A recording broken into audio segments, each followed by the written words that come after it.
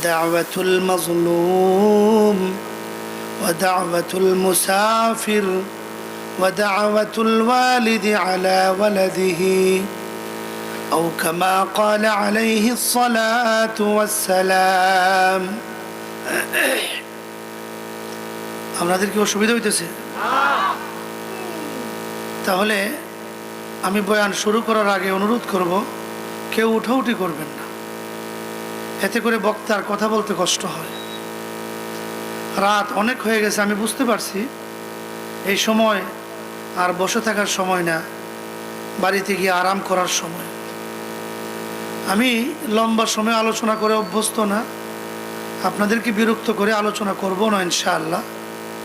আপনারা যদি ধৈর্য সহকারে বসেন আলোচনা করতে, আমাকে একটু সহযোগিতা করেন।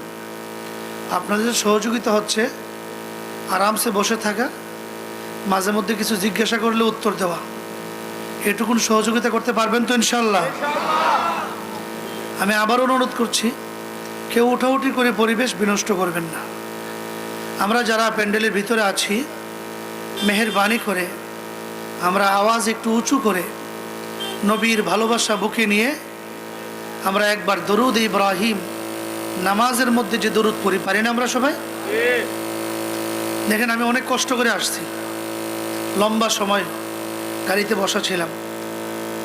তা আপনারা যদি কথার উত্তর না দেন আর মেহমানের একরাম না করেন, তাহলে কিন্তু কষ্ট লাগবে। মেহমানের একরাম করা রাসূলের আদর্শ, করবেন তো ইনশাআল্লাহ? মেহেরবানি করে আমরা আওয়াজ উঁচু করে দরুদ ইব্রাহিম পড়ি। আল্লাহুম্মা সাল্লি আলা মুহাম্মাদ ওয়া আলা আলি মুহাম্মাদ কামা সাল্লাইতা আলা ইব্রাহিম ওয়া আলা আলি ইব্রাহিম إنك حميد مجيد اللهم بارك على محمد وعلى آل محمد كما باركت على إبراهيم وعلى آل إبراهيم إنك حميد مجيد تذكر করে লা ইলাহা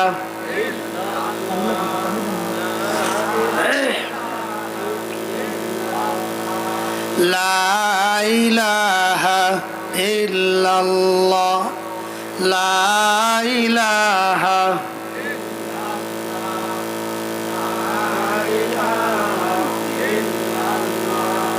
লা ইলাহা ইল্লাল্লাহু মুহাম্মাদুর রাসূলুল্লাহ সাল্লাল্লাহু আলাইহি ওয়াসাল্লাম।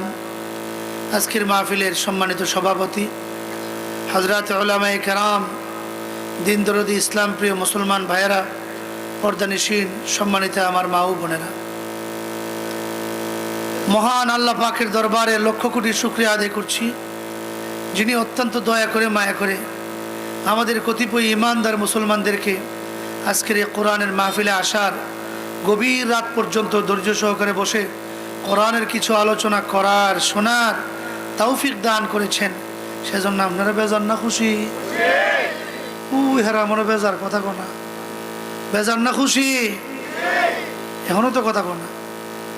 যদি খুশি হয়ে থাকি তাহলে অন্তরের অন্তঃস্থল থেকে আল্লাহর শিখানো ভাষায় শুকরিয়া আদায় করি, বলে আলহামদুলিল্লাহ। আরো জোরে বলে আলহামদুলিল্লাহ। রব্বানা লাকাল হামদ হামদান কাসীরান তাইয়িবান মুবারাকান ফীহি। প্রিয় ভাই সব, আমরা আল্লাহ পাকের শুকরিয়া আদায় করে নিলাম। রাত যেহেতু অনেক হয়ে গেছে, এজন্য ভূমিকা না করে আসুন আমরা সরাসরি কোরআনুল কারীম থেকে আলোচনা শুরু করি। আমি আপনাদের সামনে সূরা নিসা এর একখানা আয়াতে কারিমার সামান্য কিছু অংশ তেলাওয়াত করেছি। আল্লাহ পাক যদি তৌফিক দান করেন আমি আমার তেলাওয়াতকৃত আয়াতের উপরই আলোচনা শেষ করার চেষ্টা করব। ওমা তৌফিকি ইল্লা বিল্লাহ। তেলাওয়াতকৃত আয়াতে আল্লাহ তাআলা গোটা বিশ্বের সমস্ত মানব মণ্ডলীকে তিনটা কথা বলছেন। কয়টা? সবাই বলেন কয়টা? আরো জোরে, আরো জোরে। তিনটা।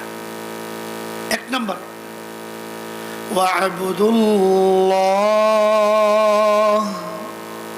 দুই, ওয়ালা তুশরিকু বিহি শাইআ। তিন, ওয়াবিল ওয়ালিদাইনি ইহসানা। তিনটা কথার প্রথম কথা হচ্ছে আল্লাহ পাক বলেন, হে গোটা বিশ্ববাসী, জগতের মানুষ, তোমরা কেবলমাত্র আমি আল্লাহর গোলামি করো। গোলামি করব কার? আরো জোরে বলেন কার? আল্লাহর গোলামি কেন করব? এর অনেকগুলো কারণ। শুধু এটা নিয়ে আলোচনা করলে গোটা রাত পার হয়ে যাবে। আমরা চন্দ্রের পূজা করব না, মাছের পূজা, গাছের পূজা করব না, সূর্যের পূজা করব না, মূর্তির পূজা করব না। আমরা করব একমাত্র আল্লাহর ইবাদত। এর মূল কারণটা কি? কি জন্যে? মূল কারণ হচ্ছে আল্লাহ বলেন, আমি যেহেতু তোমাদের স্রষ্টা, তোমাদেরকে আর কেউ বানাই নাই, বানিয়েছি কেবলমাত্র আমি আল্লাহ। সুতরাং বন্দিগি করবাও একমাত্র আমি আল্লাহর। কথা বলেন ঠিক না বেঠি? আমাদের স্রষ্টাকে আল্লাহ বলেন, বান্দা তোমাদেরকে তো বানিয়েছি, পৃথিবীতে যা কিছু দেখতেছো সব কিছু আমি আল্লাহ তোমাদের খেদমতের জন্য বানিয়েছি।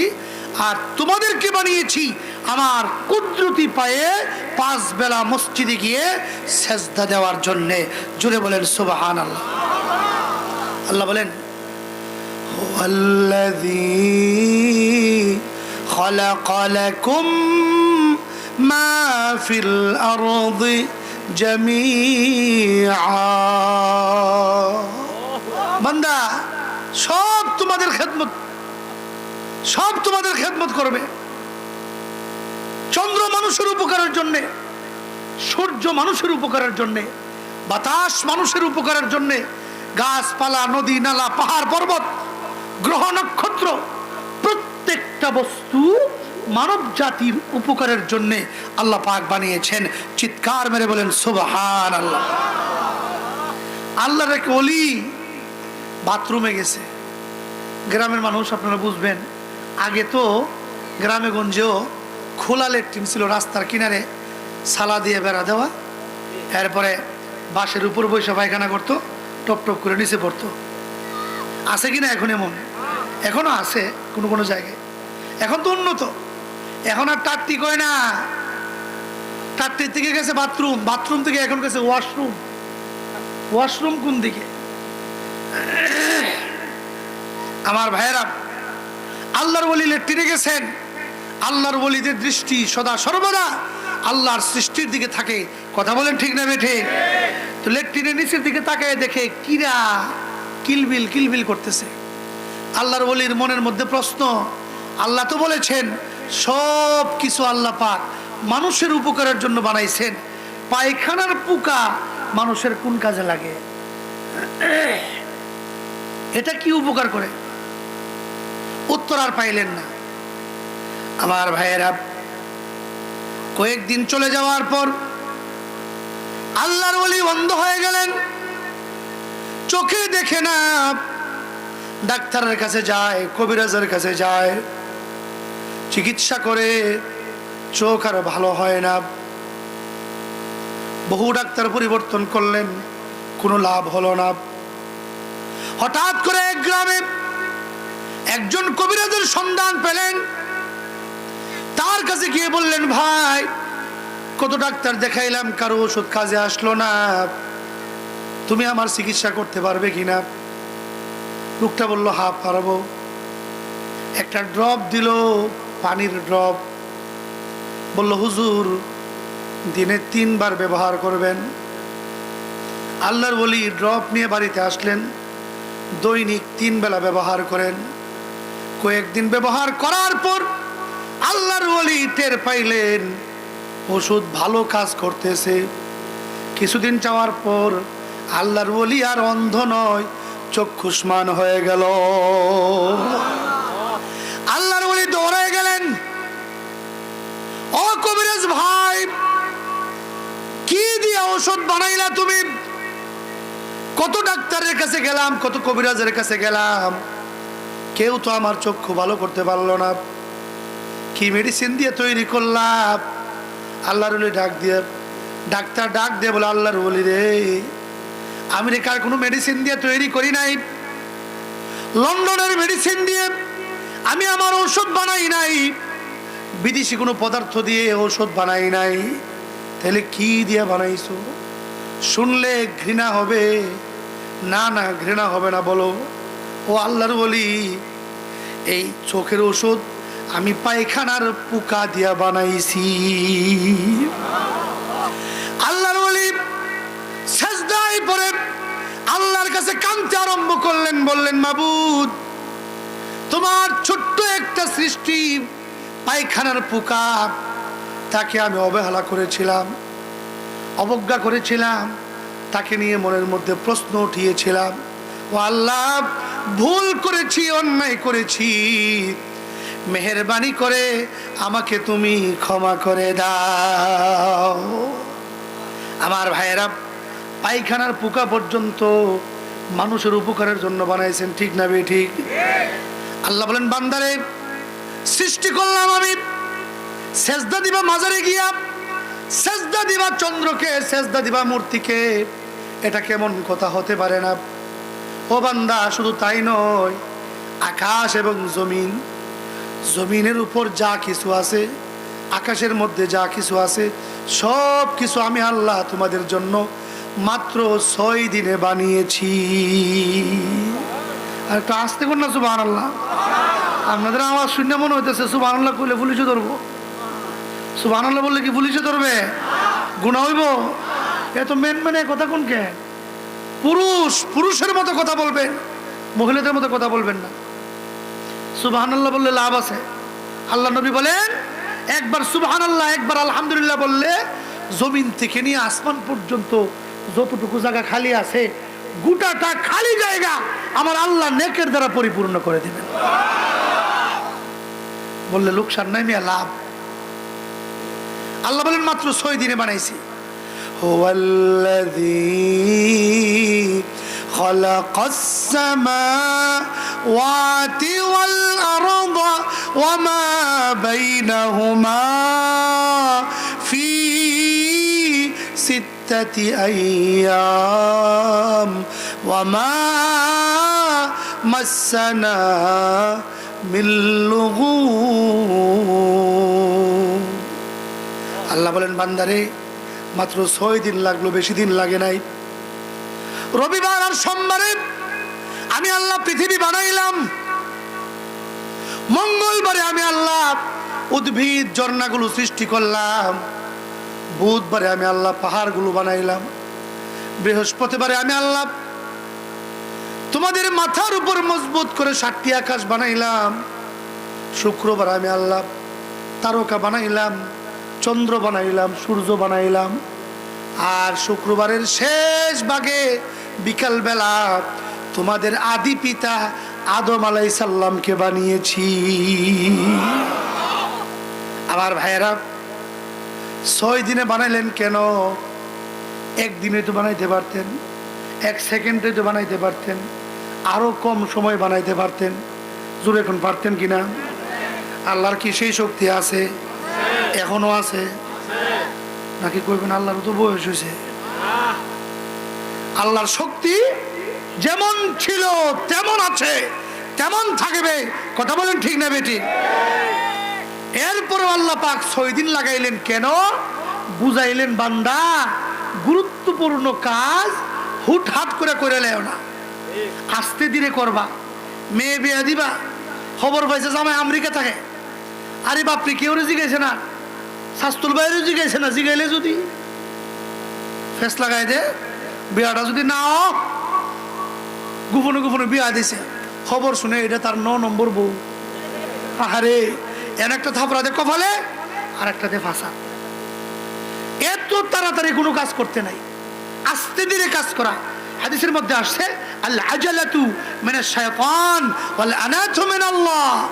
তাড়াহুড়া করে কাজ করা শয়তানের পক্ষ থেকে, আস্তে ধীরে পরামর্শ মোতাবেক কাজ করা এটা আল্লাহর পক্ষ থেকে। জুড়ে বলেন সুবহানাল্লাহ। আল্লাহ বলেন, বান্দা আসমান জমিন সব আমি বানাইলাম, সেজদা বুদ্ধি দিবার জন্য। এটা কি হইতে পারে?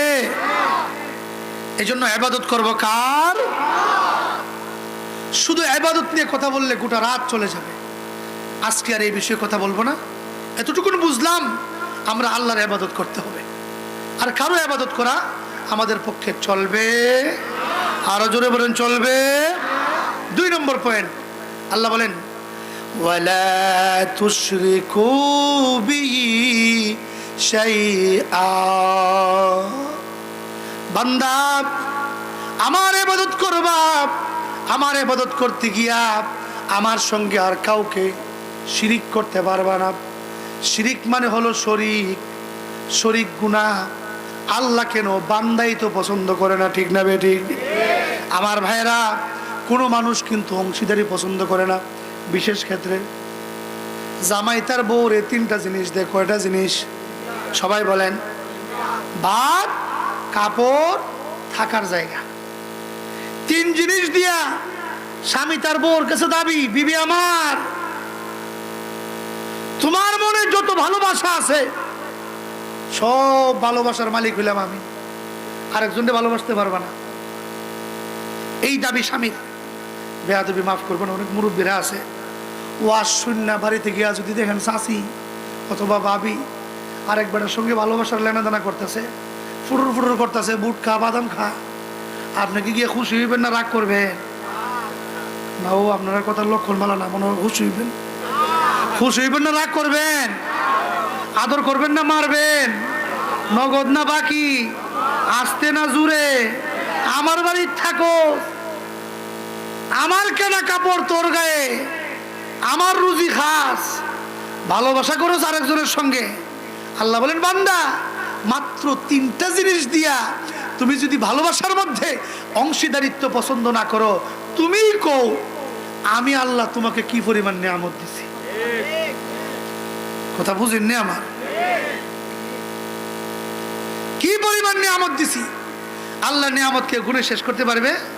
আল্লাহ নিজে বলতেছেন কোরআনে, ওয়া ইন তাউদ্দু নি'মাতাল্লাহ লা তুহসুহা ইন্নাল ইনসান লাযালুমুন কাফফার। আল্লাহ বলেন, আমার দেওয়া নিয়ামত যদি দুনিয়ার কোনো মানুষ জীবনের শুরু থেকে নিয়ে কিয়ামত পর্যন্ত তার হায়াত দেয়, আর সেই পর্যন্ত গুনতে থাকে, জীবন শেষ হয়ে যাবে, হায়াত শেষ হয়ে যাবে, কিয়ামত হয়ে যাবে, আমার দেওয়া নিয়ামতগুলো গুনে গুনে শেষ করতে পারবে? আল্লাহ বলেন, এত নিয়ামত দিলাম, আমাকে সেজদা না দিয়া মাজারে গিয়ে লাভ ভরে যাও, মূর্তির সামনে লাভ দিয়ে ভরে যাও। বান্দা আমি আল্লাহ কেমনে সহ্য করব? এই জন্য পৃথিবীতে যত পয়গম্বর আসছেন 1,24,000 পয়গম্বর, সমস্ত পয়গম্বর নবী আর রাসূলগণের দাওয়াত ছিল শিরকের বিরুদ্ধে, তাওহীদের পক্ষে, একত্ববাদের পক্ষে। চিৎকার মেরে বলেন সুবহানাল্লাহ। সব নবী শিরকের বিরুদ্ধে দাওয়াত দিছে। হযরত আদম আলাইহিস সালাম দাওয়াত দিলেন, লা ইলাহা ইল্লাল্লাহু আদমু সফিয়ুল্লাহ। ইব্রাহিম আলাইহিস সালাম বললেন, লা ইলাহা ইল্লাল্লাহু ইব্রাহিমু খলিলুল্লাহ। মুসা আলাইহিস সালাম বললেন, লা ইলাহা ইল্লাল্লাহ মুসা কালিমুল্লাহ। এইভাবে করে 1,24,000 পয়গম্বর কালেমার পক্ষে দাওয়াত দিলেন, শিরকের বিরুদ্ধে দাওয়াত দিলেন। সকলের কথার মর্ম মানে একটাই, আল্লাহ ছাড়া আর কোনো মাবুদ নাই, সুতরাং আল্লাহ ব্যতীত আর কাউকে সেজদা দেওয়া যাবে না। সব নবীর কথা তো বলতে পারবো না। আপনারা যদি আমাকে সহযোগিতা করেন, ধৈর্য সহকারে শুনেন, তাহলে এক নবীর কাহিনী শোনাই।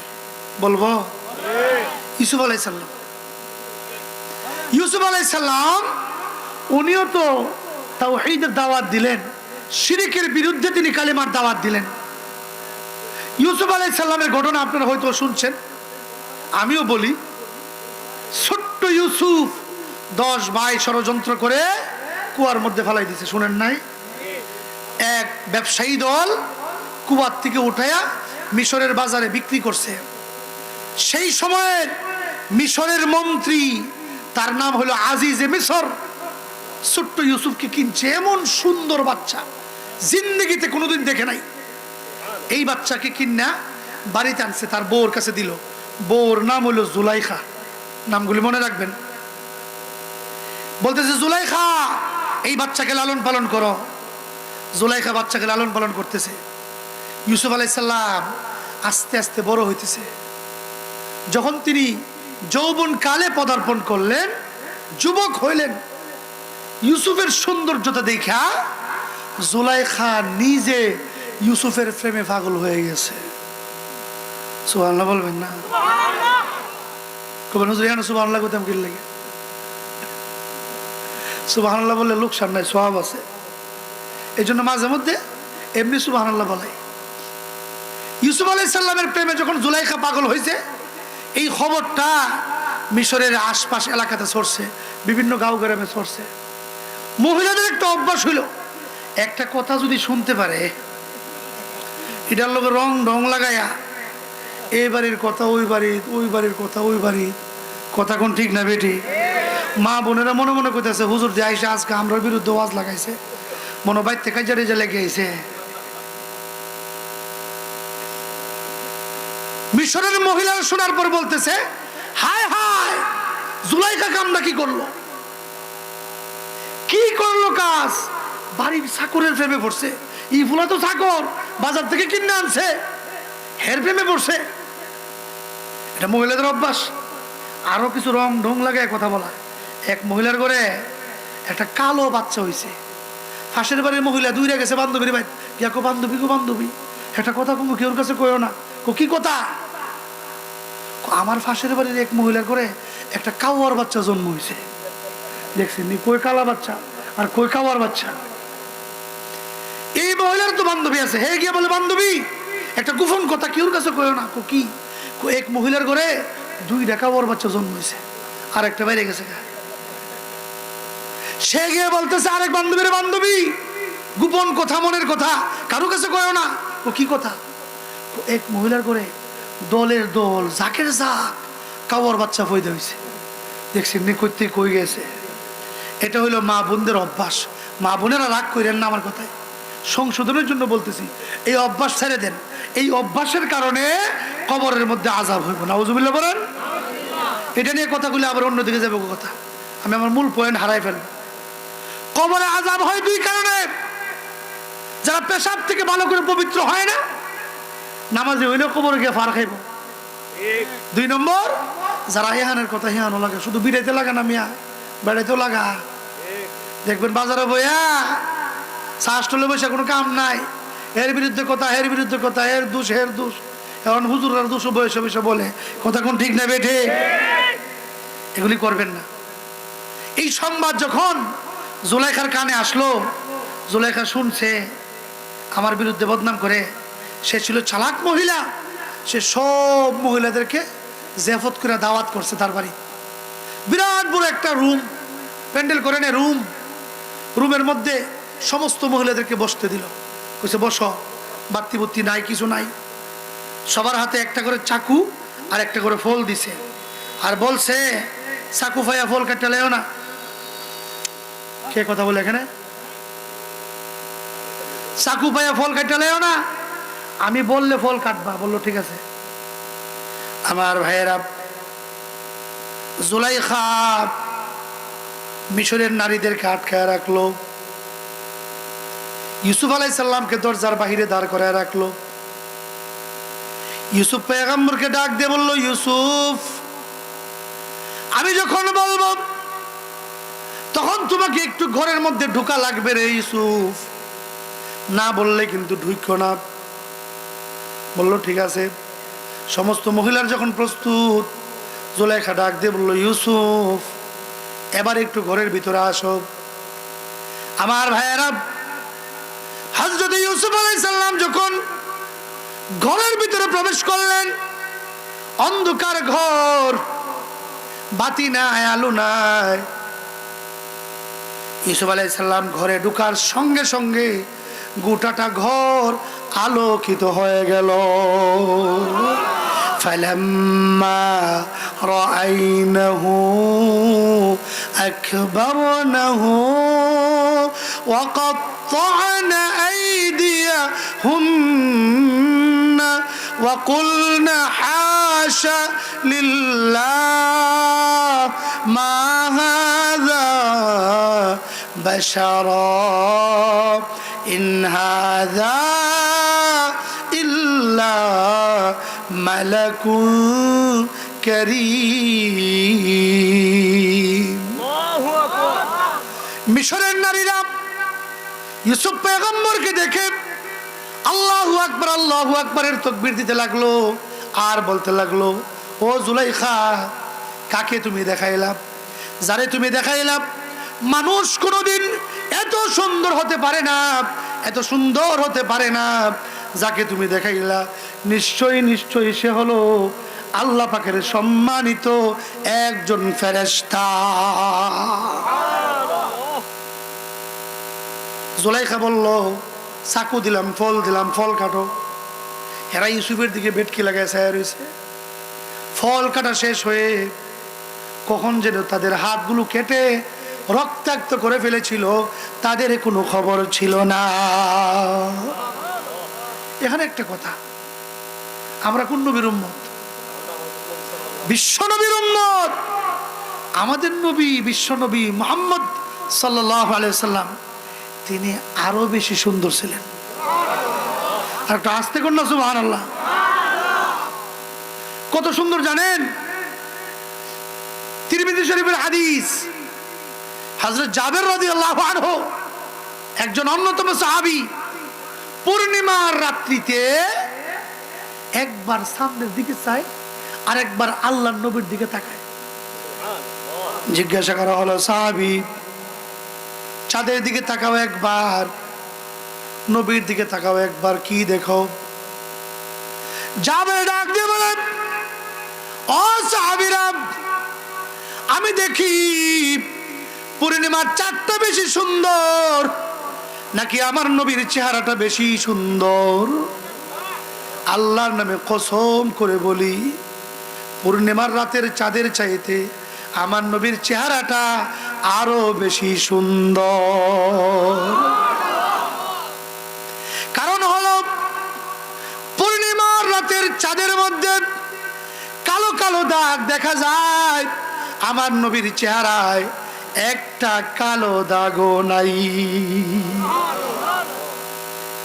হযরত মা আয়েশা ডাক দিয়ে বলেন, বিশ্ববাসী শুনো, আমার নবী কি পরিমাণ সুন্দর ছিল শুনো। আকাশের একটা সূর্য আছে, আমি মা আয়েশার একটা সূর্য আছে। আকাশের সূর্য প্রতিদিন সকালবেলা পূর্ব আকাশ থেকে উদিত হয়, আর আমার সূর্য প্রতিদিন এশারের নামাজের পর আমার অন্ধকার ঘরের ভিতরে উদিত হয়। ও নবীর সাহাবীরা, ও নবীর উম্মতেরা শুনো, আমার নবী এশারের নামাজের পর আমি মা আয়েশার ঘরের মধ্যে যখন তিনি প্রবেশ করতেন, অন্ধকার ঘর, বাতি নাই, কুপি নাই, হারিকেন নাই, বৈদ্যুতিক কোনো আলো নাই, অন্ধকার ঘর। আল্লাহর নবী যদি ঢুকতেন, নবীর সৌন্দর্যতায় আমার অন্ধকার ঘর এমনভাবে আলোকিত হয়ে যেত, আমি মা আয়েশা সুয়ের ছিদ্র দিয়ে সুতা ঢুকাইতে পারতাম, ঢুকাইতে আমার একটুও কষ্ট হইতো না। কি পরিমাণ সুন্দর ছিলেন! নবীর সৌন্দর্যতা কোন যেত না, সারা রাত পার হয়ে যাবে। আমার ভাইয়েরা, মা এসে বলেন, বিশ্ববাসী শোনো, মিশরের নারীরা সেদিন ইউসুফ পয়গম্বরের সুন্দর চেহারা দেখে তাদের হাতগুলো কেটে রক্তাক্ত করে ফেলেছিল, তাদের কোনো খবর ছিল না। আল্লাহর নামে কসম করে বলি, ওই মিশরের নারীরা সেদিন যদি ইউসুফ পয়গম্বরকে না দেখে আমার নবী, তোমার নবী, বিশ্ব নবীকে দেখতো, এই চাকু ফলের মধ্যে চালাইতো না, হাতের মধ্যে চালাইতো না। এই চাকু তাদের মনের অজান্তে কলিজার মধ্যে চালাইয়া কলিজা টুকরা টুকরা করে ফেলতো, তাদের কোনো খবর থাকতো না। তিনি হইলেন আমার নবী। প্রমাণ কি? প্রমাণ হল আল্লাহ নবীর সুন্দর চেহারা দেখে একজন, দুইজন নয়, 10 জন, 20 জন নয়, শত শত সাহাবায়ে কেরাম যুদ্ধের ময়দানে গিয়ে নিজের গলার মধ্যে ছুরি চালাই দিতে সামান্যতম কৃপণতা করে নাই। তিনি হলেন আমার নবী। আল্লাহ পাক নবীকে নিজ হাতে সুন্দর করে বানাইছেন। আমার নবীর মতো সুন্দর এই জগতের মধ্যে একজনও নাই। নবী নিজে বলেন, আনা মালিহুন ওয়া আখি ইউসুফ সবিহ, আমার ভাই ইউসুফ ছিল সাদা সুন্দর, আর আমি বিশ্ব নবী হইলাম লাবণ্যময় সুন্দর। আপনারাই বলেন, শিক্ষিত মানুষ সাদা সুন্দর বেশি আকর্ষণ করে নাকি লাবণ্যময় সুন্দর? ওমা কথা কোনা দি, লাবণ্যময় সুন্দর, সাদা এবং লাল মিশ্রিত। শুধু সাদা নয়, এত সুন্দর ছিলেন আমার নবী।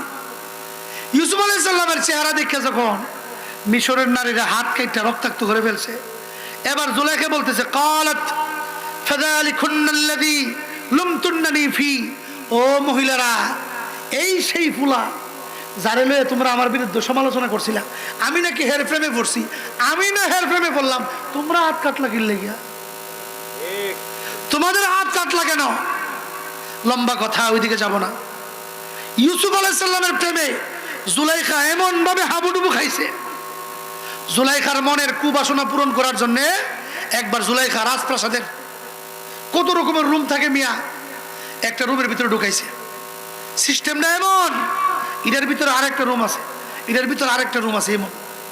প্রথম রুমে ঢুকাইয়া দরজার ভিতরে তালা মারছে। কথা বুঝেন না আমার? এরপরে দ্বিতীয় রুমের মধ্যে ঢুকাইছে, ঢুকাইয়া এই রুমের দরজাও তালা মারছে। 3 নম্বর রুমের মধ্যে ঢুকাইছে, এই রুমের দরজাও তালা মারছে। একে একে 7টা রুমের ভিতরে ঢুকাইছে, 7 রুমের দরজা বন্ধ করে তালা মারছে। বাইরে হওয়ার কোনো পথ আছে? কথা কন না কেন? কথা কন না কেন? বুঝতে পারছি। রাত 11:30 বাজে, তো ঘুম আইসা পড়ছে, আর আইলসামি ধরছে না, আর হা করে তো মুখটা হা করতে হইব, সুবহানাল্লাহ বলে তো ঠুটটা একটু ভাগ করতে হইব, কইতে রাজি না। অনেক অলস মানুষ আছে দেখবেন। ব্রাহ্মণবাড়িয়া কাছারিবার একটা আইলসা আছিল, এমন আইলসা, হ্যাঁ গোসল করে না, 1 মাস 2 মাস হয়ে গেছে, কয়েকজনে মিললে পানির মধ্যে ভালাইছে সকালবেলা। এমন আইলসা, সন্ধ্যা হয়ে গেছে, হে উঠে না। একবার দেখা গেছে এমন ঝড় তুফান ছুটছে, বড় বড় পাথর পড়তেছে, শিলাবৃষ্টি, হ্যাঁ 2 কদম হাঁটলে মার্কেটের বারান্দাতে গিয়ে বইতে পারে। এমন আইলসা, হ্যাঁ 2 কদম হাঁটতে রাজি না, মাথার মধ্যে পড়তেছে বড় বড় ভাত। আপনারা এমন আইলসা না তো? আপনারা ভালো মানুষ, আমি জানি। তানভীর রহমতুল্লাহ কিতাব লেখছে 2 আইলসা, একটা শুয়ে রয়েছে, একটা বয়ে রয়েছে।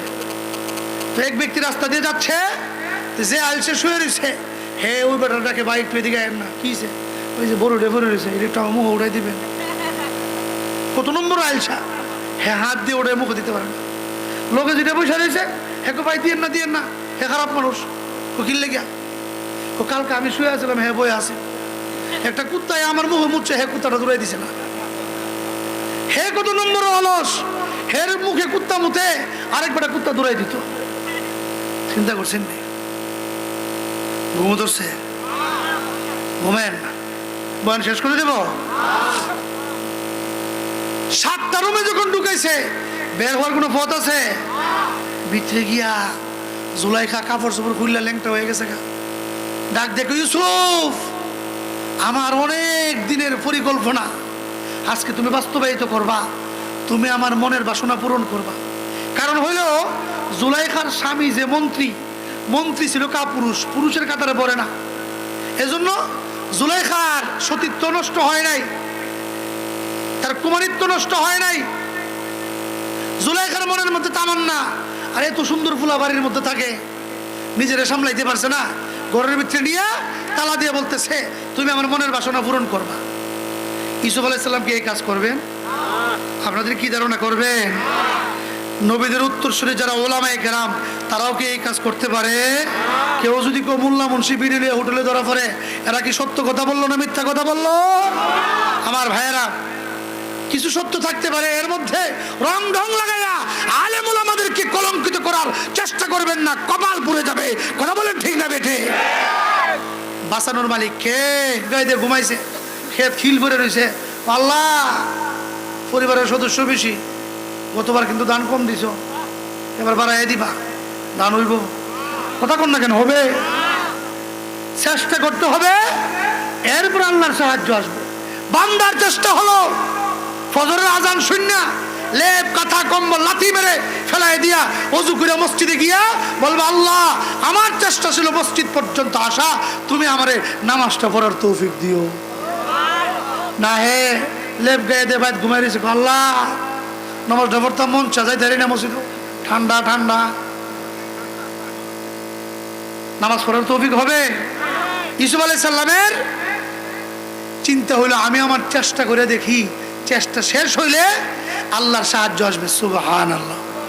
ইউসুফ আলাইহিস সালামের চেষ্টা হইলো দৌড় দিয়া দরজা পর্যন্ত যাওয়া, আল্লাহর সাহায্য হইলো দরজা খুলে দেওয়া। ইউসুফ আলাইহিস সালাম যখন দৌড় মারছে দরজার দিকে, জুলাইখা গো মোল্লা মুন্সি ফরের বাইত খার মসজিদে ঘুমা, আকল বুদ্ধি থাকলে আর খুব দূর আছে? হ্যাঁ, সেদিকে দৌড়ে লাভ কি? দরজা তো তালা, দৌড়ে কোনো লাভ আছে? আমার ভাইয়েরা, মোল্লা মুন্সিরও তো বেকল মনে করেন না, সেদিকে কিনলে কি দৌড়ে একটু পরে বুঝবেন। এর আগে বলি, মোল্লা মুন্সিরও তো বেকল মনে করেন না, এদেশের আলেম ওলামা এত বেকল নয়। বাদশাহ হারুন আর রশিদ আর তার বউ কাজে লাগছে, বাদশাহকে মোল্লা টেপ না, তার বউকে নাই, তা বড় বাদ খাওয়ার মসজিদে ঘুমা, কোনো আকল বুদ্ধি নাই, কোনো বুঝ বুদ্ধি নাই। বাদশাহ বলে না হুজুর চালাক, বাদশাহ বলতেছে ঝগড়া করে না, পরীক্ষা করি। রাজপ্রাসাদ থেকে নামছে, নামে দেখে এক মৌলবী যা। বাদশাহ বলতেছে হুজুর এদিকে আসেন। আসছে, হুজুর বলেন তো এই এলাকায় কতগুলো কাওয়া আছে? কাওয়া চিনেন না আপনারা? হুজুর কো বাদশাহ ৯,৯৯৯টা কাওয়া আছে, বিশ্বাস না হলে গণ্যা দেখেন। গণা কি সম্ভব? কথা কন না কেন? সম্ভব? ধরেন গণ্যা ফেলালো মেশিন দিয়ে, বেটা বাচ্চা তো গণ্যা যদি দেখেন বেশি হয়েছে, যত টাকাও বেশি হয়েছে অত টাকাও অন্য এলাকা থেকে এলাকায় বেড়াইতে হয়েছে। আর যদি দেখেন কম হয়েছে, যতটা কম হয়েছে এই এলাকার থেকে অন্য এলাকার ততটা বেড়াইতে গেছে। দেখছ, বুঝছিলাম না হুজুররা সচেতন। একটা প্রশ্ন আরেকটা করেন। বাদশা বলতেছে হুজুর এই যে পুষ্করণী দেখতেছেন পুকুর, জি পুকুরে কি পরিমাণ পানি হইব? সাধারণত আমরা হলে কইলে বলে বাবারে এখানে কত মন কত টন পানি হইব, আমরা কেমনে কম? কথা কোন ঠিক না বেটি? নামায় পাকি বলা যাবে? হুজুর বলতেছে বাদশাহ পুকুরটা যত বড়, এত বড় একটা বালতি দিয়া যদি মাপেন তাহলে 1 বালতি পানি হইব, এর অর্ধেক বালতি দিয়া যদি মাপেন তাহলে 2 বালতি পানি, যত ছোট বালতি দিয়ে মাপবেন তত বালতি পানি হইব। জোরে বলেন সুবহানাল্লাহ। সুতরাং আলেম ওলামা সচেতন আছে। এই দেশে আলেম ওলামার চোখে ধুলা দিয়ে ইসলাম বিরোধী কোনো আইন পাস করা যাবে না, যাবে না, যাবে না। কথা বলেন ঠিক না বেঠে? ইসলামের শত্রুরা আমার ভাইয়েরা, ইউসুফ আলাইহিস সালাম যখন দৌড় দিল দরজার দিকে, জুলাইখা মুসকি মুসকি আসে, গিয়া তো লাভ নাই চান্দু, আমার কাছে ঘুরে আই তুইব। আমার ভাইয়েরা, হযরত ইউসুফ আলাইহিস সালাম দরজা পর্যন্ত যখন পৌঁছে গেলেন, চেষ্টা শেষ হয়ে গেল, আল্লাহর সাহায্য এসে গেল। দরজার তালা খুলে গেল, দরজা খুলে গেল। সুবহানাল্লাহ। সামনের দিকে দৌড় দিলেন, দ্বিতীয় দরজার তালা খুলে গেল, দরজা পর্যন্ত খুলে গেল। জুলাইখার মাথা গরম, কি ব্যাপার? মোল্লার পাওয়ার তো দেখা যাও অনেক। মোল্লা দৌড় দিলে দরজা চাবি ছাড়া খুললা যা। জুলাইখা তাড়াতাড়ি কাপড়গুলি পরিধান করলো। এরপরে ইউসুফ পয়গম্বরকে ধরার জন্যে পিছন দিক দিয়ে একটা দৌড় দিল। দৌড়তে দৌড়তে ইউসুফ আলাইহিস সালাম সামনের দিকে যায়, একটা একটা দরজা খুলতে থাকে। 7টা দরজা খুলে গেল। ইউসুফ পয়গম্বরকে এক মুহূর্তে জুলাইখা পিছন দিক থেকে ধরে ফেললো, জামা জুড়ে টান দিল। ইউসুফ আলাইহিস সালাম গুনার কাজে লিপ্ত হবেন না, গুনাহ থেকে বাঁচার জন্যে জামাটা টান দিয়া সিরা সামনের দিকে দৌড় দিল। এই জন্য জামাটা পিছনের দিক থেকে একটু ছিঁড়ে গেছে। দৌড়তে আছে ইউসুফ পয়গম্বর, পিছনে দৌড়ায় জুলাইখা। দৌড়তে দৌড়তে সামনে গিয়ে দেখে জুলাইখার স্বামী মিশরের মন্ত্রী আজিজ মিশর। স্বামীর কাছে যখন ধরা পড়ে গেল, এমনি জুলাইখা তার রূপ পাল্টায় ফেলছে। ডাক দিয়ে বলে, স্বামী গো, ও আমার স্বামী, কি ফুলা বাড়ির মধ্যে আনছেন আপনি? কেউ নাই এখানে আপনাদের ভলান্টিয়ার? পাগল নাকি এরা? দাওয়াতুল মাজলুম ওয়া দাওয়াতুল মুসাফির ওয়া দাওয়াতুল ওয়ালিদি আলা ওয়ালাদিহি আও কামা ক্বালা আলাইহিস সালাতু ওয়াস সালাম। আপনাদের কি অসুবিধা হইতেছে? তাহলে আমি বয়ান শুরু করার আগে অনুরোধ করব, কেউ উঠাউঠি করবেন না, এতে করে বক্তার কথা বলতে কষ্ট হয়। রাত অনেক হয়ে গেছে, আমি বুঝতে পারছি। এই সময় আর বসে থাকার সময় না, বাড়িতে গিয়ে আরাম করার সময়। আমি লম্বা সময় আলোচনা করে অভ্যস্ত না, আপনাদেরকে বিরক্ত করে আলোচনা করব না ইনশাআল্লাহ। আপনারা যদি ধৈর্য সহকারে বসেন আলোচনা করতে, আমাকে একটু সহযোগিতা করেন। আপনাদের সহযোগিতা হচ্ছে আরামসে বসে থাকা, মাঝে মধ্যে কিছু জিজ্ঞাসা করলে উত্তর দেওয়া। এটুকুন সহযোগিতা করতে পারবেন তো ইনশাআল্লাহ? আমি আবার অনুরোধ করছি, কেউ উঠাউঠি করে পরিবেশ বিনষ্ট করবেন না। আমরা যারা প্যান্ডেলের ভিতরে আছি, মেহেরবানি করে আমরা আওয়াজ একটু উঁচু করে নবীর ভালোবাসা বুকে নিয়ে আমরা একবার দরুদ ইব্রাহিম নামাজের মধ্যে যে দরুদ পড়ি, পারি না আমরা সবাই? দেখেন, আমি অনেক কষ্ট করে আসছি, লম্বা সময় গাড়িতে বসা ছিলাম। তা আপনারা যদি কথার উত্তর না দেন আর মেহমানের একরাম না করেন, তাহলে কিন্তু কষ্ট লাগবে। মেহমানের একরাম করা রসুলের আদর্শ। করবেন তো ইনশাআল্লাহ? মেহেরবানি করে আমরা আওয়াজ উঁচু করে দরুদ ইব্রাহিম পড়ি। আল্লাহুম্মা সাল্লি আলা মুহাম্মদ ওয়া আলা আলি মুহাম্মদ কামা সাল্লাইতা আলা ইব্রাহিম ওয়া আলা আলি ইব্রাহিম ইন্নাকা হামিদুম মাজিদ। اللهم بارك على محمد وعلى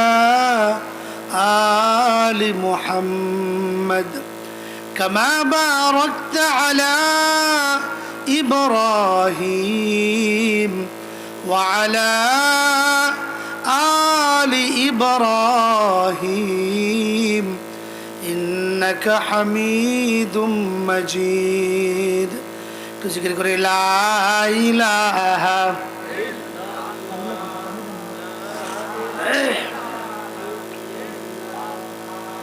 লা ইলাহা ইল্লাল্লাহ লা ইলাহা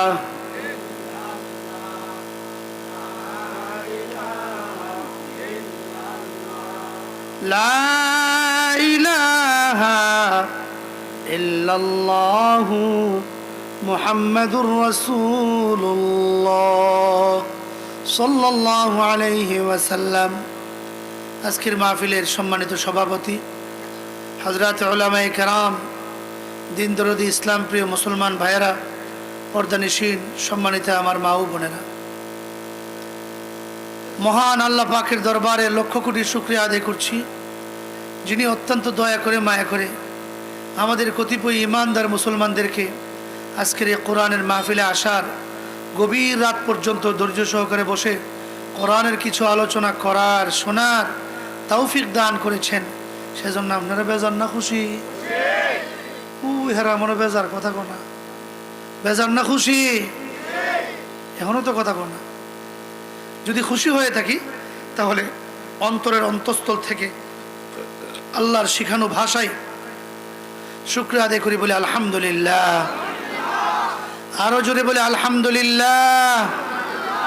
রব্বানা লাকাল হামদ হামদান কাসীরান তাইয়িবান মুবারাকান ফীহি। প্রিয় ভাই সব, আমরা আল্লাহ পাকের শুকরিয়া আদায় করে নিলাম। রাত যেহেতু অনেক হয়ে গেছে, এজন্য ভূমিকা না করে আসুন আমরা সরাসরি কোরআনুল কারীম থেকে আলোচনা শুরু করি। আমি আপনাদের সামনে সূরা নিসা এর একখানা আয়াতে কারিমার সামান্য কিছু অংশ তেলাওয়াত করেছি। আল্লাহ পাক যদি তৌফিক দান করেন, আমি আমার তেলাওয়াতকৃত আয়াতের উপরেই আলোচনা শেষ করার চেষ্টা করব। ওমা তৌফিকি ইল্লা বিল্লাহ। তেলাওয়াতকৃত আয়াতে আল্লাহ তাআলা গোটা বিশ্বের সমস্ত মানব মণ্ডলীকে তিনটা কথা বলছেন। কয়টা? সবাই বলেন কয়টা? আরো জোরে, আরো জোরে। তিনটা। এক নম্বর, ওয়া'বুদুল্লাহ। দুই, ওয়ালা তুশরিকু বিহি শাইআ। তিন, ওয়াবিল ওয়ালিদাইনি ইহসানা। তিনটা কথার প্রথম কথা হচ্ছে আল্লাহ পাক বলেন, হে গোটা বিশ্ববাসী, জগতের মানুষ, তোমরা কেবলমাত্র আমি আল্লাহর গোলামি করো। গোলামি করব কার? আরো জোরে বলেন কার? আল্লাহর গোলামি কেন করব? এর অনেকগুলো কারণ। শুধু এটা নিয়ে আলোচনা করলে গোটা রাত পার হয়ে যাবে। আমরা চন্দ্রের পূজা করব না, মাছের পূজা, গাছের পূজা করব না, সূর্যের পূজা করব না, মূর্তির পূজা করব না। আমরা করব একমাত্র আল্লাহর ইবাদত। এর মূল কারণটা কি? কি জন্য? মূল কারণ হচ্ছে আল্লাহ বলেন, আমি যেহেতু তোমাদের স্রষ্টা, তোমাদেরকে আর কেউ বানাই নাই, বানিয়েছি কেবলমাত্র আমি আল্লাহ। সুতরাং বন্দিগি করবাও একমাত্র আমি আল্লাহর। কথা বলেন ঠিক না বেঠিক? আমাদের স্রষ্টাকে আল্লাহ বলেন, বান্দা তোমাদেরকে তো বানিয়েছি, পৃথিবীতে যা কিছু দেখতেছো সব কিছু আমি আল্লাহ তোমাদের খেদমতের জন্য বানিয়েছি। আর তোমাদেরকে বানিয়েছি আমার কুদরতি পায়ে 5 বেলা মসজিদে গিয়ে সেজদা দেওয়ার জন্যে। জুড়ে বলেন সুবহানাল্লাহ। আল্লাহ বলেন, হুয়াল্লাযী খালাকা লাকুম মা ফিল আরদি জামিআ। বান্দা, সব তোমাদের খেদমত, সব তোমাদের খেদমত করবে। চন্দ্র মানুষের উপকারের জন্যে, সূর্য মানুষের উপকারের জন্যে, বাতাস মানুষের উপকারের জন্যে, গাছপালা, নদী নালা, পাহাড় পর্বত, গ্রহ নক্ষত্র, প্রত্যেকটা বস্তু মানব জাতির উপকারের জন্যে আল্লাহ পাক বানিয়েছেন। চিৎকার মেরে বলেন সুবহানাল্লাহ। আল্লাহর এক ওলি বাথরুমে গেছে। গ্রামের মানুষ আপনারা বুঝবেন, আগে তো গ্রামে গঞ্জেও খোলা লেট্রিন ছিল, রাস্তার কিনারে সালা দিয়ে বেড়া দেওয়া, এরপরে বাঁশের উপর বসে পায়খানা করতো, টপ টপ করে নিচে পড়তো। আছে কিনা এখন এমন? এখনো আছে কোনো কোনো জায়গায়। এখন তো উন্নত, এখন আর টাট্টি কয় না, টাট্টির থেকে গেছে বাথরুম, বাথরুম থেকে এখন গেছে ওয়াশরুম। ওয়াশরুম কোন দিকে? আমার ভাইয়েরা, আল্লাহর ওলি লেট্রিনে গেছেন, আল্লাহর ওলিদের দৃষ্টি সদা সর্বদা আল্লাহর সৃষ্টির দিকে থাকে। কথা বলেন ঠিক না বেঠে? তো লেট্রিনের নিচের দিকে তাকায় দেখে কিরা কিলবিল কিলবিল করতেছে। আল্লাহর ওলির মনের মধ্যে প্রশ্ন, আল্লাহ তো বলেছেন সব কিছু আল্লাহ পাক মানুষের উপকারের জন্য বানাইছেন, পায়খানার পোকা মানুষের কোন কাজে লাগে? এটা কি উপকার করে? উত্তর আর পাইলেন না। আমার ভাইয়েরা, কয়েকদিন চলে যাওয়ার পর আল্লাহর ওলি অন্ধ হয়ে গেলেন, চোখে দেখে না। ডাক্তারের কাছে যায়, কবিরাজের কাছে যায়, চিকিৎসা করে, চোখ আর ভালো হয় না। বহু ডাক্তার পরিবর্তন করলেন, কোনো লাভ হলো না। হঠাৎ করে এক গ্রামে একজন কবিরাজের সন্ধান পেলেন। তার কাছে গিয়ে বললেন, ভাই কত ডাক্তার দেখাইলাম, কারো ওষুধ কাজে আসলো না, তুমি আমার চিকিৎসা করতে পারবে কিনা? লোকটা বলল, হ্যাঁ পারবো। একটা ড্রপ দিল, পানির ড্রপ। বলল, হুজুর দিনে 3 বার ব্যবহার করবেন। আল্লাহর ওলি ড্রপ নিয়ে বাড়িতে আসলেন, দৈনিক 3 বেলা ব্যবহার করেন।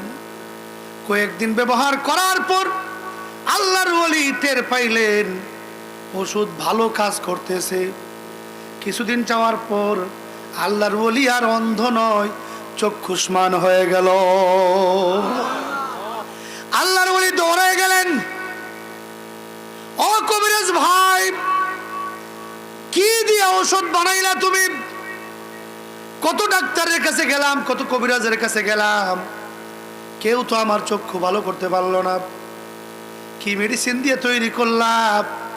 আল্লাহর ওলি ডাক্তার ডাক দিয়ে বলে, আল্লাহর ওলি রে, আমি রে কার কোনো মেডিসিন দিয়ে তৈরি করি নাই, লন্ডনের মেডিসিন দিয়ে আমি আমার ঔষধ বানাই নাই, বিদেশি কোনো পদার্থ দিয়ে ঔষধ বানাই নাই।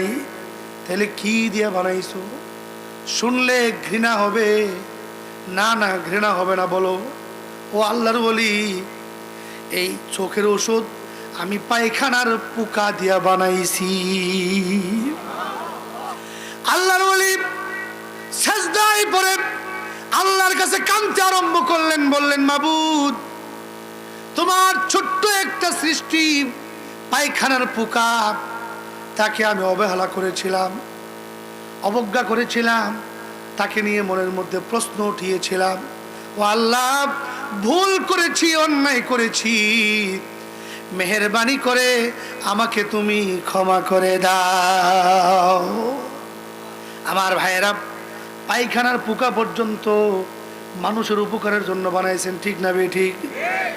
আল্লাহ বলেন, বান্দারে সৃষ্টি করলাম আমি, সেজদা দিবা মাজারে গিয়া, সেজদা দিবা চন্দ্রকে, সেজদা দিবা মূর্তিকে, এটা কেমন কথা হতে পারে না? ও বান্দা, শুধু তাই নয়, আকাশ এবং জমিন, জমিনের উপর যা কিছু আছে, আকাশের মধ্যে যা কিছু আছে, সব কিছু আমি আল্লাহ তোমাদের জন্য মাত্র 6 দিনে বানিয়েছি। আর একটু আসতে কর না সুবহানাল্লাহ। আপনাদের আওয়াজ শুনে মনে হইতেছে সুবহানাল্লাহ কইলে পুলিশে ধরবো। সুবহানাল্লাহ বললে কি পুলিশে ধরবে? গুনাহ হইব? এত মেন কথা কোন কে? পুরুষের মতো কথা বলবেন, মহিলাদের মতো কথা বলবেন না। সুবহানাল্লাহ বললে লাভ আছে।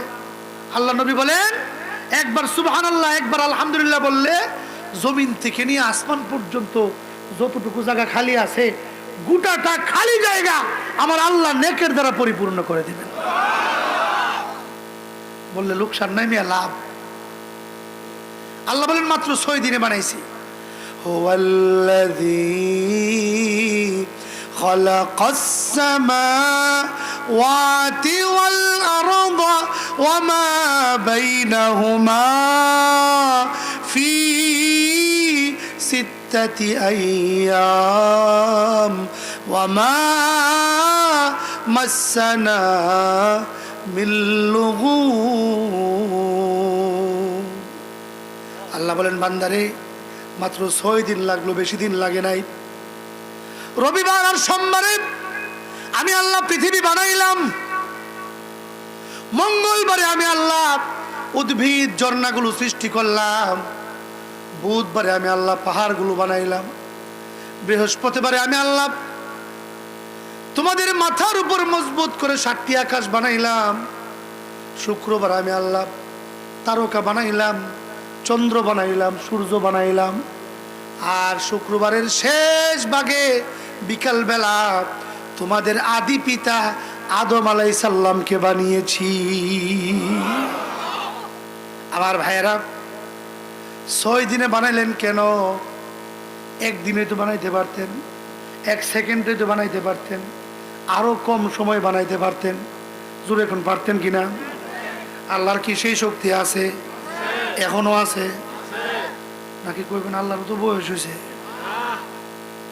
আল্লাহর শক্তি যেমন ছিল তেমন আছে, তেমন থাকবে। কথা বলেন ঠিক না বেটি? এরপরে আল্লাহ পাক 6 দিন লাগাইলেন কেন? বুঝাইলেন বান্দা গুরুত্বপূর্ণ কাজ হুটহাট করে লেও না, আস্তে ধীরে করবা। মেয়ে বিয়া দিবা, খবর পাইছে জামাই আমেরিকা থাকে, আরে বাপরে কেউ জিগাইছে না, শাস্তুল বাইরে জিগাইছে না, জিগাইলে যদি ফেস লাগাই দে, বিয়াটা যদি না গোপনে গোপনে বিয়া দিছে, খবর শুনে এটা তার 9 নম্বর বউ। আহারে এন একটা থাপড়া দে কপালে, আর একটা দে ফাঁসা। এত তাড়াতাড়ি কোনো কাজ করতে নাই, আস্তে ধীরে কাজ করা। হাদিসের মধ্যে আসছে আল আজালাতু মিনাশ শাইতান ওয়াল আনাতু মিনাল্লাহ। তাড়াহুড়া করে কাজ করা শয়তানের পক্ষ থেকে, আস্তে ধীরে পরামর্শ মোতাবেক কাজ করা এটা আল্লাহর পক্ষ থেকে। জুড়ে বলেন সুবহানাল্লাহ। আল্লাহ বলেন বান্দা আসমান জমিন সব আমি বানাইলাম, সেজদা বুদ্ধি দিবা আরেকজন। এটা কি হইতে পারে? এজন্য ইবাদত করব কার? শুধু ইবাদত নিয়ে কথা বললে গোটা রাত চলে যাবে। আজকে আর এই বিষয়ে কথা বলবো না। এতটুকুন বুঝলাম আমরা আল্লাহর ইবাদত করতে হবে, আর কারো ইবাদত করা আমাদের পক্ষে চলবে। আরো জোরে বলেন চলবে। 2 নম্বর পয়েন্ট, আল্লাহ বলেন ওয়ালা তুশরিকু বিহি শাইআ। বান্দা আমার ইবাদত করবা, আমার ইবাদত করতে গিয়া আমার সঙ্গে আর কাউকে শিরিক করতে পারবা না। শিরিক মানে হলো শরীক, শরীক গুনাহ। আল্লাহ কেন, বান্দাই তো পছন্দ করে না, ঠিক না বেঠিক? আমার ভাইরা কোনো মানুষ কিন্তু অংশীদারি পছন্দ করে না। বিশেষ ক্ষেত্রে জামাই তার বউরে 3টা জিনিস দেয়। কয়টা জিনিস? সবাই বলেন। ভাত, কাপড়, থাকার জায়গা।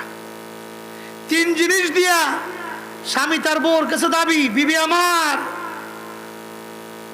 তোমার মনে যত ভালোবাসা আছে সব ভালোবাসার মালিক হইলাম আমি, আরেকজনকে ভালোবাসতে পারবা না। এই দাবি স্বামীর। বেয়াদবি মাফ করবেন, অনেক মুরব্বীরা আছে ওয়াজ শুননা বাড়িতে গিয়া যদি দেখেন চাচি অথবা ভাবি আরেক বেটার সঙ্গে ভালোবাসার লেনাদেনা করতেছে, ফুটুর ফুটুর করতেছে, বুট খা বাদাম খা, আপনি কি গিয়ে খুশি হইবেন না রাগ করবেন? না, ও আপনার কথার লক্ষণ ভালো না, মনে হয় খুশি হইবেন। খুশি হইবেন না রাগ করবেন? আদর করবেন না মারবেন? নগদ না বাকি? আসতে না জুড়ে? আমার বাড়ির থাকো, আমার কেনা কাপড় তোর গায়ে, আমার রুজি খাস, ভালোবাসা করো আরেকজনের সঙ্গে। আল্লাহ বলেন বান্দা মাত্র 3টা জিনিস দিয়া তুমি যদি ভালোবাসার মধ্যে অংশীদারিত্ব পছন্দ না করো, তুমিই কও আমি আল্লাহ তোমাকে কি পরিমাণ নিয়ামত দিছি। কথা বুঝেন না? আমার কি পরিমাণ নিয়ামত দিছি। আল্লাহ নিয়ামতকে গুণে শেষ করতে পারবে? আল্লাহ নিজে বলতেছেন কোরআনে, ওয়া ইন তাউদ্দু নি'মাতাল্লাহ লা তুহসুহা ইন্নাল ইনসান লাযালুমুল কাফফার। আল্লাহ বলেন আমার দেওয়া নেয়ামত যদি দুনিয়ার কোনো মানুষ জীবনের শুরু থেকে নিয়ে কিয়ামত পর্যন্ত তার হায়াত দেয় আর সেই পর্যন্ত গুনতে থাকে, জীবন শেষ হয়ে যাবে, হায়াত শেষ হয়ে যাবে, কিয়ামত হয়ে যাবে, আমার দেওয়া নেয়ামতগুলো গুনে গুনে শেষ করতে পারবে। আল্লাহ বলেন এত নেয়ামত দিলাম, আমাকে সেজদা না দিয়া মাজারে গিয়ে লাভ দিয়ে ভরে যাও গা, মূর্তির সামনে লাভ দিয়ে ভরে যাও। বান্দা আমি আল্লাহ কেমনে সহ্য করব? এই জন্য পৃথিবীতে যত পয়গম্বর আসছেন 1,24,000 পয়গম্বর, সমস্ত পয়গম্বর নবী আর রাসূলগণের দাওয়াত ছিল শিরকের বিরুদ্ধে, তাওহীদের পক্ষে, একত্ববাদের পক্ষে। চিৎকার মেরে বলেন সুবহানাল্লাহ। সব নবী শিরকের বিরুদ্ধে দাওয়াত দিছে। হযরত আদম আলাইহিস সালাম দাওয়াত দিলেন লা ইলাহা ইল্লাল্লাহু আদমু সফিয়ুল্লাহ। ইব্রাহিম আলাইহিস সালাম বললেন লা ইলাহা ইল্লাল্লাহু ইব্রাহিমু খলিলুল্লাহ। মুসা আলাইহিস সালাম বললেন লা ইলাহা ইল্লাল্লাহ মুসা কালিমুল্লাহ। এইভাবে করে 1,24,000 পয়গম্বর কালেমার পক্ষে দাওয়াত দিলেন, শিরকের বিরুদ্ধে দাওয়াত দিলেন। সকলের কথার মর্ম মানে একটাই, আল্লাহ ছাড়া আর কোনো মাবুদ নাই, সুতরাং আল্লাহ ব্যতীত আর কাউকে সেজদা দেওয়া যাবে না। সব নবীর কথা তো বলতে পারবো না। আপনারা যদি আমাকে সহযোগিতা করেন, ধৈর্য সহকারে শুনেন, তাহলে এক নবীর কাহিনী শোনাই। বলবো ইউসুফ আলাইহিস সালাম। ইউসুফ আলাইহিস সালাম উনিও তো তাওহীদের দাওয়াত দিলেন, শিরকের বিরুদ্ধে তিনি কালেমার দাওয়াত দিলেন। ইউসুফ আলাইহিস সালামের ঘটনা আপনারা হয়তো শুনছেন, আমিও বলি। ছোট্ট ইউসুফ 10 ভাই ষড়যন্ত্র করে কুয়ার মধ্যে ফেলাই দিয়েছে, শুনেন নাই? এক ব্যবসায়ী দল কুয়ার থেকে উঠায়া মিশরের বাজারে বিক্রি করছে। সেই সময়ের মিশরের মন্ত্রী, তার নাম হলো আজিজে মিশর, ছোট্ট ইউসুফকে কিনছে। এমন সুন্দর বাচ্চা জিন্দেগিতে কোনোদিন দেখে নাই। এই বাচ্চাকে কিনা বাড়িতে আনছে, তার বউর কাছে দিল। বউর নাম হলো জুলাইখা। নামগুলি মনে রাখবেন। বলতেছে জুলাইখা এই বাচ্চাকে লালন পালন করো। জুলাইখা বাচ্চাকে লালন পালন করতেছে। ইউসুফ আলাইহিস সালাম আস্তে আস্তে বড় হইতেছে। যখন তিনি যৌবন কালে পদার্পণ করলেন, যুবক হইলেন, ইউসুফের সৌন্দর্যতা দেখা জুলাইখা নিজে ইউসুফের প্রেমে পাগল হয়ে গেছে। সুবহানাল্লাহ বলবেন না? কবেন হুজুর এখানে সুবহানাল্লাহ কইতাম কি লাগে? সুবহানাল্লাহ বললে লোকসান নাই, সওয়াব আছে। এই জন্য মাঝে মধ্যে এমনি সুবহানাল্লাহ বলাই। ইউসুফ আলাইহিস সালামের প্রেমে যখন জুলাইখা পাগল হয়েছে, এই খবরটা মিশরের আশপাশ এলাকাতে ছড়ছে, বিভিন্ন গাঁও গ্রামে ছড়ছে। মহিলাদের একটা অভ্যাস হইল, একটা কথা যদি শুনতে পারে, এটার লোক রং ঢং লাগাইয়া এই বাড়ির কথা ওই বাড়ি, ওই বাড়ির কথা ওই বাড়ি, কথা কোন ঠিক না বেটি? মা বোনেরা মনে মনে কইতেছে হুজুর যে আইসা আজকে আমরার বিরুদ্ধে ওয়াজ লাগাইছে, মনে বাইতে কাজে রেজা লেগে আইছে। মিশরের মহিলারা শোনার পর বলতেছে হায় হায়, জুলাইখা কামটা কি করলো? কি করলো কাজ? বাড়ির চাকরের প্রেমে পড়ছে। ই ফুলা তো চাকর, বাজার থেকে কিনে আনছে, হের প্রেমে পড়ছে। এটা মহিলাদের অভ্যাস। আরো কিছু রং ঢং লাগায় কথা বলা। এক মহিলার ঘরে একটা কালো বাচ্চা হয়েছে। পাশের বাড়ির মহিলা দূরে গেছে বান্ধবীর বাড়ি, গিয়া কো বান্ধবী, কো বান্ধবী একটা কথা কমু, কেউর কাছে কইও না। কো কি কথা? আমার পাশের বাড়ির এক মহিলার ঘরে একটা কাওয়ার বাচ্চা জন্ম হয়েছে। দেখছেন কই কালা বাচ্চা আর কই কাওয়ার বাচ্চা। এই মহিলার তো বান্ধবী আছে, হে গিয়া বলে বান্ধবী একটা গোপন কথা কেউর কাছে কইও না। কো কি? এক মহিলার ঘরে 2টা কাওয়ার বাচ্চা জন্ম হয়েছে, আর একটা বাইরে গেছে। সে গিয়ে বলতেছে আরেক বান্ধবীর বান্ধবী গোপন কথা, মনের কথা কারো কাছে কইও না। ও কি কথা? এক মহিলার করে দলের দল, জাকের জাক কাওয়ার বাচ্চা ফইদে হয়েছে। দেখছি নি করতে কই গেছে। এটা হইলো মা বোনদের অভ্যাস। মা বোনেরা রাগ করেন না আমার কথায়, সংশোধনের জন্য বলতেছি। এই অভ্যাস ছেড়ে দেন। এই অভ্যাসের কারণে কবরের মধ্যে আযাব হইব। নাউজুবিল্লাহ বলেন। এটা নিয়ে কথাগুলো আবার অন্যদিকে যাবে কথা, আমি আমার মূল পয়েন্ট হারাই ফেলব। কবরে আযাব হয় দুই কারণে। যারা পেশাব থেকে ভালো করে পবিত্র হয় না, নামাজে হইলেও কবরে গিয়ে ফার খাইব। দুই নম্বর, যারা এহানের কথা হেহানো লাগে, শুধু বিড়াইতে লাগা না মিয়া, বেড়াইতেও লাগা। দেখবেন বাজারে বইয়া শাসটলে বসে কোনো কাম নাই, এর বিরুদ্ধে কথা, এর বিরুদ্ধে কথা, এর দোষ, এর দোষ। এখন হুজুরার দোষ বয়সে বসে বলে কথা কোন ঠিক না বেঠে। এগুলি করবেন না। এই সংবাদ যখন জুলাইখার কানে আসলো, জুলাইখা শুনছে আমার বিরুদ্ধে বদনাম করে। সে ছিল চালাক মহিলা। সে সব মহিলাদেরকে জেফত করে দাওয়াত করছে তার বাড়ি। বিরাট বড় একটা রুম প্যান্ডেল করে নে, রুমের মধ্যে সমস্ত মহিলাদেরকে বসতে দিল। কইছে বসো, বাত্তি বুত্তি নাই, কিছু নাই। সবার হাতে একটা করে চাকু আর একটা করে ফল দিছে, আর বলছে চাকু ফাইয়া ফল কাটতে লেও না। কে কথা বলে এখানে? চাকু পাইয়া ফল কাটতে লেও না, আমি বললে ফল কাটবা। বললো ঠিক আছে। আমার ভাইয়েরা, জুলাইখা মিশরের নারীদেরকে আটকায় রাখলো। ইউসুফ আলাইহিস সালামকে দরজার বাহিরে দাঁড় করায় রাখলো। ইউসুফ পয়গম্বরকে ডাক দিয়ে বলল, ইউসুফ, আমি যখন বলবো তখন তোমাকে একটু ঘরের মধ্যে ঢোকা লাগবে রে ইউসুফ, না বললে কিন্তু ঢুকো না। বললো ঠিক আছে।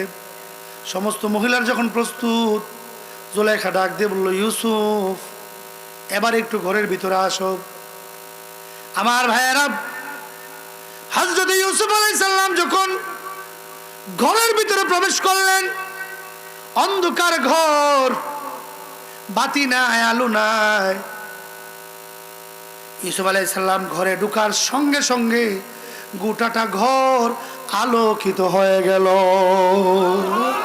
ফালাম্মা রাআইনাহু আকবারনাহু ওয়া قطعنا أيديهن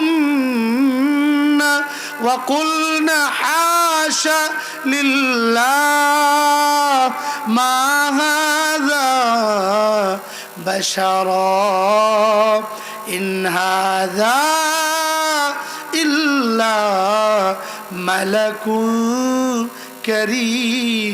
كريم। মিশরের নারীরা ইউসুফ পয়গম্বরকে দেখে আল্লাহু আকবার, আল্লাহু আকবারের তাকবীর দিতে লাগলো আর বলতে লাগলো, ও জুলাইখা, কাকে তুমি দেখাইলা? যারে তুমি দেখাইলা, মানুষ কোনোদিন এত সুন্দর হতে পারে না, এত সুন্দর হতে পারে না। যাকে তুমি দেখাইলা, নিশ্চয়ই নিশ্চয়ই সে হলো আল্লাহ পাকের সম্মানিত একজন ফেরেশতা। জুলাইখা বলল, চাকু দিলাম, ফল দিলাম, ফল কাটো। এরা ইউসুফের দিকে বেটকি লাগায় ছায়া রয়েছে। ফল কাটা শেষ হয়ে কখন যেন তাদের হাতগুলো কেটে রক্তাক্ত করে ফেলেছিল, তাদের কোনো খবর ছিল না। এখানে একটা কথা, আমরা কোন নবীর উম্মত? বিশ্ব নবীর উম্মত। আমাদের নবী, বিশ্ব নবী মুহাম্মদ সাল্লাল্লাহু আলাইহি ওয়াসাল্লাম, তিনি আরো বেশি সুন্দর ছিলেন। আর একটু আস্তে করুন না, সুবহানাল্লাহ। কত সুন্দর জানেন? তিরমিজি শরীফের হাদিস, হযরত জাবের রাদিয়াল্লাহু আনহু, একজন অন্যতম সাহাবী, পূর্ণিমার রাত্রিতে একবার সামনের দিকে চায় আর একবার আল্লাহর নবীর দিকে তাকায়। জিজ্ঞাসা করা হলো, সাহাবী, চাঁদের দিকে তাকাও একবার, নবীর দিকে তাকাও একবার, কি দেখো? জাবের ডাক দিয়ে বলেন, ও সাহাবীরা, আমি দেখি পূর্ণিমার চাঁদটা বেশি সুন্দর নাকি আমার নবীর চেহারাটা বেশি সুন্দর? আল্লাহর নামে কসম করে বলি, পূর্ণিমার রাতের চাঁদের চাইতে আমার নবীর চেহারাটা আরো বেশি সুন্দর। কারণ হলো পূর্ণিমার রাতের চাঁদের মধ্যে কালো কালো দাগ দেখা যায়, আমার নবীর চেহারায় একটা কালো দাগও নাই। হযরত মা আয়েশা ডাক দিয়ে বলেন, বিশ্ববাসী শোনো, আমার নবী কি পরিমাণ সুন্দর ছিল শোনো। আকাশের একটা সূর্য আছে, আমি মা আয়েশার একটা সূর্য আছে। আকাশের সূর্য প্রতিদিন সকালবেলা পূর্ব আকাশ থেকে উদিত হয়, আর আমার সূর্য প্রতিদিন এশারের নামাজের পর আমার অন্ধকার ঘরের ভিতরে উদিত হয়। ও নবীর সাহাবীরা, ও নবীর উম্মতেরা শোনো, আমার নবী এশারের নামাজের পর আমি মা আয়েশার ঘরের মধ্যে যখন তিনি প্রবেশ করতেন, অন্ধকার ঘর, বাতি নাই, কুপি নাই, হারিকেন নাই, বৈদ্যুতিক কোনো আলো নাই, অন্ধকার ঘর। আল্লাহর নবী যদি ঢুকতেন, নবীর সৌন্দর্যতায় আমার অন্ধকার ঘর এমনভাবে আলোকিত হয়ে যেত, আমি মা আয়েশা সুয়ের ছিদ্র দিয়ে সুতা ঢুকাইতে পারতাম, ঢুকাইতে আমার একটুও কষ্ট হইতো না। কি পরিমাণ সুন্দর ছিলেন নবীর সৌন্দর্যতা, কোন যেত না, সারা রাত পার হয়ে যাবে। আমার ভাইরা, মা এসে বলেন, বিশ্ববাসী শোনো, মিশরের নারীরা সেদিন ইউসুফ পয়গম্বরের সুন্দর চেহারা দেখে তাদের হাতগুলো কেটে রক্তাক্ত করে ফেলেছিল, তাদের কোনো খবর ছিল না। আল্লাহর নামে কসম করে বলি, ওই মিশরের নারীরা সেদিন যদি ইউসুফ পয়গম্বরকে না দেখে আমার নবী, তোমার নবী, বিশ্ব নবীকে দেখতো, এই চাকু ফলের মধ্যে চালাইতো না, হাতের মধ্যে চালাইতো না, এই চাকু তাদের মনের অজান্তে কলিজার মধ্যে চালাইয়া কলিজা টুকরা টুকরা করে ফেলতো, তাদের কোনো খবর থাকতো না। তিনি হইলেন আমার নবী। প্রমাণ কি? প্রমাণ হল আল্লাহ নবীর সুন্দর চেহারা দেখে একজন দুইজন নয়, 10 জন 20 জন নয়, শত শত সাহাবায়ে কেরাম যুদ্ধের ময়দানে গিয়ে নিজের গলার মধ্যে ছুরি চালাইয়ে দিতে সামান্যতম কৃপণতা করে নাই। তিনি হলেন আমার নবী। আল্লাহ পাক নবীকে নিজ হাতে সুন্দর করে বানাইছেন। আমার নবীর মতো সুন্দর এই জগতের মধ্যে একজনও নাই। নবী নিজে বলেন, আনা মালিহুন ওয়া আখি ইউসুফ সবিহ, আমার ভাই ইউসুফ ছিল সাদা সুন্দর, আর আমি বিশ্ব নবী হইলাম লাবণ্যময় সুন্দর। আপনারাই বলেন, শিক্ষিত মানুষ সাদা সুন্দর বেশি আকর্ষণ করে নাকি লাবণ্যময় সুন্দর? ওমা কথা কোনা দি, লাবণ্যময় সুন্দর, সাদা এবং লাল মিশ্রিত। শুধু সাদা নয়, এত সুন্দর ছিলেন আমার নবী। ইউসুফ আলাইহিস সালামের চেহারা দেখে যখন মিশরের নারীরা হাত কাইটা রক্তাক্ত করে ফেলছে, এবার জুলাইখা বলতেছে, ক্বালাত ফাযালিকুন্নাল্লাযী লুমতুন্নানি ফি, ও মহিলারা, এই সেই ফুলা যারে লয়ে তোমরা আমার বিরুদ্ধে সমালোচনা করছিলা, আমি নাকি হেয়ার ফ্রেমে পড়ছি। আমি না হেয়ার ফ্রেমে পড়লাম, তোমরা হাত কাটলা কি লাগিয়া? তোমাদের হাত কাটলা কেন? লম্বা কথা, ওইদিকে যাব না। ইউসুফ আলাইহিস সালামের প্রেমে জুলাইখা এমন ভাবে হাবুডুবু খাইছে। জুলাইখার মনের কুবাসনা পূরণ করার জন্য একবার জুলাইখা রাজপ্রাসাদের কত রকমের রুম থাকে মিয়া, একটা রুমের ভিতরে ঢুকাইছে। সিস্টেমটা এমন, এটার ভিতরে আরেকটা রুম আছে, এটার ভিতরে আরেকটা রুম আছে, এমন। প্রথম রুমে ঢুকাইয়া দরজার ভিতরে তালা মারছে। কথা বুঝেন না আমার? এরপরে দ্বিতীয় রুমের মধ্যে ঢুকাইছে, ঢুকাইয়া এই রুমের দরজাও তালা মারছে। 3 নম্বর রুমের মধ্যে ঢুকাইছে, এই রুমের দরজাও তালা মারছে। একে একে 7টা রুমের ভিতরে ঢুকাইছে, 7 রুমের দরজা বন্ধ করে তালা মারছে। বাইরে হওয়ার কোনো পথ আছে? কথা কন না কেন? কথা কন না কেন? বুঝতে পারছি। রাত 11:30 বাজে তো ঘুম আইসা পড়ছে আর আইলসামি ধরছে না, আর হা করে তো মুখটা হা করতে হইব, সুবহানাল্লাহ বলে তো ঠুটটা একটু ভাগ করতে হইব, কইতে রাজি না। অনেক অলস মানুষ আছে দেখবেন, ব্রাহ্মণবাড়িয়া কাছারিবার একটা আইলসা আছিল, এমন আইলসা হে গোসল করে না, 1 মাস 2 মাস হয়ে গেছে, কয়েকজনে মিললে পানির মধ্যে বলাইছে সকালবেলা, এমন আইলসা সন্ধ্যা হয়ে গেছে হে উঠে না। একবার দেখা গেছে এমন ঝড় তুফান ছুটছে, বড় বড় পাথর পড়তেছে, শিলাবৃষ্টি, হ্যাঁ 2 কদম হাঁটলে মার্কেটের বারান্দা থেকে বইতে পারে, এমন আইলসা হ্যাঁ 2 কদম হাঁটতে রাজি না, মাথার মধ্যে পড়তেছে বড় বড় ভাত। আপনারা এমন আইলসা না তো, আপনারা ভালো মানুষ আমি জানি। থানবীর রহমতুল্লাহ কিতাব লেখছে 2 আইলসা, একটা শুয়ে রয়েছে একটা বয়ে রয়েছে। তো এক ব্যক্তি রাস্তা দিয়ে যাচ্ছে, যে আইলসা শুয়ে রয়েছে হে ওই বেটাটাকে বাইক পেয়ে দিকে না কিছে, ওই যে বড় ডেভরে রয়েছে এটা মুখ উড়াই দিবেন, কত নম্বর আইলসা, হ্যাঁ হাত দিয়ে ওড়ে মুখে দিতে পারে না। লোকে যেটা বসে রয়েছে হ্যাঁ ভাই দিয়েন না, হে খারাপ মানুষ, কিনলে গিয়া ও কালকে আমি শুয়ে আসছিলাম হ্যাঁ বয়ে আছে, একটা কুত্তায় আমার মুখে মুচ্ছে, হে কুত্তাটা দূরাই দিছে না, হে কত নম্বর অলস, হের মুখে কুত্তা মুতে আরেক বেটা কুত্তা দূরাই দিত। চিন্তা করছেন নি? ঘুমো ধরছে, ঘুমেন না, বয়ান শেষ করে দেব। 7টা রুমে যখন ঢুকাইছে বের হওয়ার কোনো পথ আছে? ভিতরে গিয়া জুলাইখা কাপড় চোপড় খুললা ল্যাংটা হয়ে গেছে, ডাক দেখো ইউসুফ, আমার অনেক দিনের পরিকল্পনা আজকে তুমি বাস্তবায়িত করবা, তুমি আমার মনের বাসনা পূরণ করবা। কারণ হইল জুলাইখার স্বামী যে মন্ত্রী ছিল কাপুরুষ, পুরুষের কাতারে পড়ে না, এজন্য জুলাইখার সতীত্ব নষ্ট হয় নাই, তার কুমারিত্ব নষ্ট হয় নাই।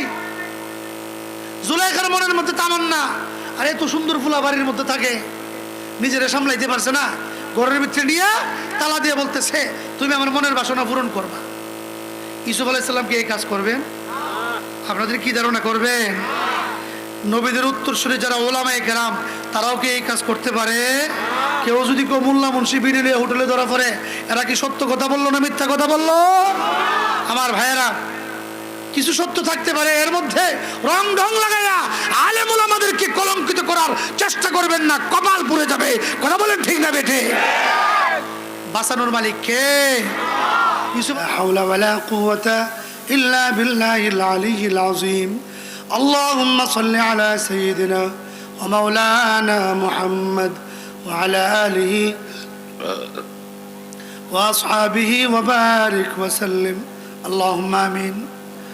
ربنا ظلمنا أنفسنا وإن لم تغفر لنا وترحمنا لنكونن من الخاسرين. ربنا لا تزغ قلوبنا بعد إذ هديتنا وهب لنا من لدنك رحمة إنك أنت الوهاب. رب العالمين الله মেহেরবানি করে আমাদের তামাম জিন্দেগির তামাম গুনাহ খাতা মাফ করে দাও। আয় আল্লাহ, তুমি তাকায় দেখো, গভীর রজনী কত মুরব্বী বাবারা, যুবক ভাইয়েরা হাত বাড়িয়েছে, পর্দার আড়ালের মা বোনেরা হাত বাড়িয়েছে। আয় আল্লাহ, এমন গভীর রজনীতে এতগুলো মানুষ আমরা একসাথে দুনিয়ার কোনো নেতার কাছে হাত বাড়াই নাই গো আল্লাহ। রব্বুল আলামিন মেহেরবানি করে আমাদের তামাম জিন্দেগির তামাম গুনাহ খাতাগুলো মাফ করে দাও। আয় আল্লাহ, আমরা যারা হাত বাড়াইছি, আমাদের আব্বা আম্মা, দাদা দাদি, নানা নানি, ভাই বোন, আত্মীয় স্বজন, পাড়া প্রতিবেশী, বন্ধু বান্ধব, যত মুসলমান নরনারী এতিম হয়ে কবরের বাসিন্দা, সকলের কবরের আযাবগুলো তুমি মাফ করে দাও। আমাদের আব্বা আম্মা যাদের বেঁচে আছে হায়াত বাড়াইয়া দাও। আব্বা আম্মা যাদের কবরগুলো জান্নাতের বাগান বানায়া দাও। রব্বুল আলামিন, আয় আল্লাহ, আমরা যারা হাত বাড়াইছি মাওলা, আল্লাহ আমরার মতো গুনাহগার আর জমিনে কেউ নাই গো মাওলা। আল্লাহ আমরা গুনাহ খাতাগুলো মাফ করে দাও। আয় আল্লাহ, আমাদের মধ্যে অসুস্থ বিমারে যারা সুস্থ করে দাও। আল্লাহ, যারা অভাবী অভাব দূর করে দাও। যারা ঋণী ঋণগুলো পরিশোধ করার ব্যবস্থা করে দাও। আজকের মাহফিলকে কবুল করো। গভীর রাত পর্যন্ত যারা শোনার জন্য আগ্রহ নিয়ে বসে আছে, আল্লাহ প্রত্যেকের আমল নামায় তুমি কোটি কোটি নেকি আর সওয়াব লিখে দিও আল্লাহ।